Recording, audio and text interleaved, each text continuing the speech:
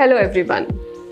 उम्र के साथ बाल सफ़ेद होना नेचुरल है, लेकिन प्रीमेच्योर ग्रेइंग नहीं।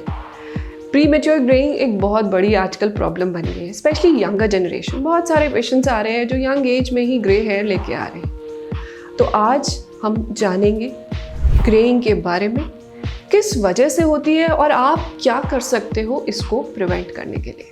तो मेक श्योर कि आप लास्ट तक वीडियो देखो और ज़रूर इस वीडियो को अपने फ्रेंड्स और फैमिली के साथ शेयर करो ताकि उनको भी इस नॉलेज का फ़ायदा हो। तो चलिए शुरू करते हैं आज का वीडियो।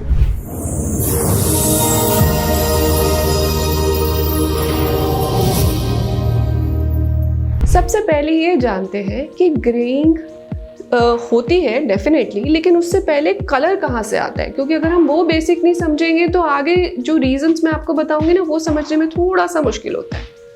तो जो हमारी स्किन और हेयर को कलर देता है वो है पिगमेंट मेलानिन। मेलानिन के बारे में हम बहुत बात कर चुके हैं। दो तरह का मेलानिन होता है, यू मेलानिन और pheomelanin. Eumelanin darker skin tones में होता है, फ्यू मेलानिन हमारी लाइटर स्किन टोन्स में होता है।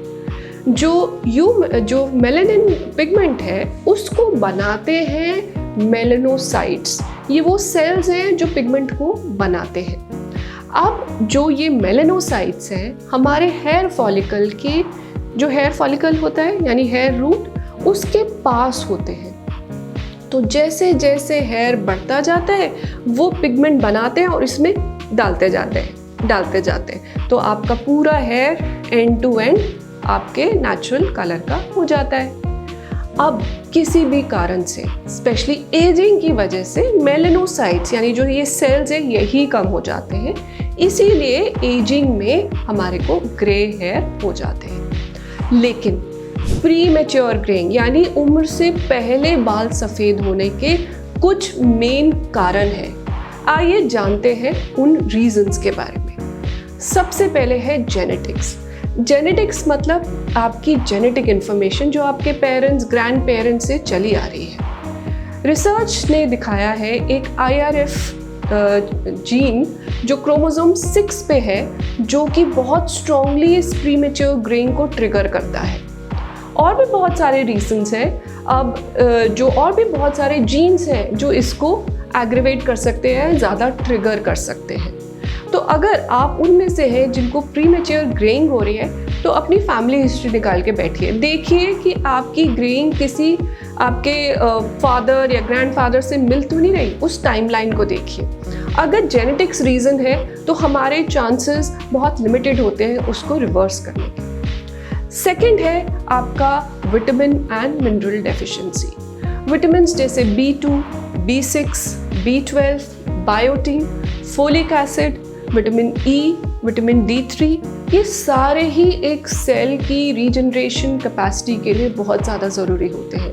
B12 सेलुलर मेटाबॉलिज्म के लिए बहुत ज़्यादा ज़रूरी होता है। जब नए सेल्स बन रहे होते हैं तो B12 बहुत ज़्यादा यूज़ होता है, और हेयर फॉलिकल्स में तो इतनी ज़्यादा फास्ट सेल्स बनते हैं। तो जब मोस्टली B12 की डेफिशिएंसी की वजह से भी आपको ग्रेइंग हो सकती है।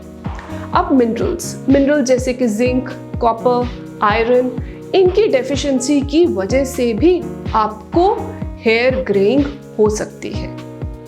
फिर आता है थर्ड रीज़न, स्ट्रेस। आजकल की भाग दौड़ वाली ज़िंदगी में स्ट्रेस तो एक कॉमन फैक्टर हो ही गया है। अब स्ट्रेस कैसे अफेक्ट करता है? जब हम स्ट्रेस्ड होते हैं तो हमारा जो सिंपैथेटिक नर्वस सिस्टम है वो एक्टिवेट होता है। जब बॉडी में सिंपैथेटिक नर्वस सिस्टम एक्टिवेट होता है तो बॉडी के इंटरनल स्टेरॉयड लेवल्स इंक्रीज हो जाते हैं और बॉडी में नॉर एड्रेनालिन भी इंक्रीज हो जाता है। जब ये इंक्रीज हो जाता है तब जो पिगमेंट सेल्स है वो डिस्ट्रॉय होने शुरू हो जाते हैं, क्योंकि नॉर एड्रेनालिन डायरेक्टली उन पिगमेंट सेल्स को किल कर देता है। जब पिगमेंट सेल्स ही नहीं होंगे तो आपको पिगमेंट कैसे आएगा हेयर में, ठीक है। फिर नेक्स्ट रीज़न है स्मोकिंग। स्मोकिंग की वजह से भी जैसे स्ट्रेस से डैमेज होती है, सिमिलर लाइंस पे ही हेयर में मेलानोसाइट्स को डैमेज होती है, और ऑल्सो फ्री रेडिकल डैमेज की वजह से भी ये होता है। फिर आते हैं कुछ रीजंस जैसे कि थायराइड। जब थायराइड लेवल्स नीचे जाते हैं यानी कि एक हाइपोथायराइड स्टेज पे, तो भी हमारे को हेयर ग्रेइंग अर्ली होती है। Last but not the least, hair styling products and hair colours, ये भी सबसे बड़ा कारण है। स्टाइलिंग यानी स्मूथनिंग, केराटिन और इस तरह के केमिकल ट्रीटमेंट्स कराना, और दूसरा हेयर डाइज यूज़ करना जिसमें अमोनिया, हाइड्रोजन पेरोक्साइड, इस तरह के डेरिवेटिव्स होते हैं। ये सब मिलके भी आपकी हेयर डैमेज को इंक्रीज़ करते हैं। और सन डैमेज इंडिया जैसी कंट्री में जहाँ पर हम एक ट्रॉपिकल क्लाइमेट में रहते हैं, UVA और UVB लाइट इतनी ज़्यादा है, वो आके ही पूरे हेयर शाफ्ट को डैमेज कर देती है। अब रीजंस के बाद इसको कंट्रोल कैसे करें? जैसे मैं हमेशा कहती हूँ, ट्रीट द कॉजेज मैंने आपको बताए। अपने कॉज को आइडेंटिफाई करो और पहले उसको ट्रीट करो। Once you treat these causes, you will see कि हेयर रिवर्सल होता है 3 to 6 months के पीरियड में। अगर आप उनमें से है जहाँ जेनेटिक्स बहुत बड़ा कॉज है, तो आपको अपने ग्रेस को एम्ब्रेस करना आना चाहिए, नहीं तो उनको कवर अप के ऑप्शंस यूज़ करिए। स्पेशली जो मेडिकल ग्रेड हेयर कलर्स होते हैं जो कि ऑर्गेनिक एंड हर्बल बेस्ड होते हैं, वो डैमेज नहीं क्रिएट करेंगे आपके बालों में। Till the next time, stay healthy and stay safe, and ये इन्फॉर्मेशन ज़रूर अपने दोस्तों के साथ शेयर करना। Thank you so much for watching.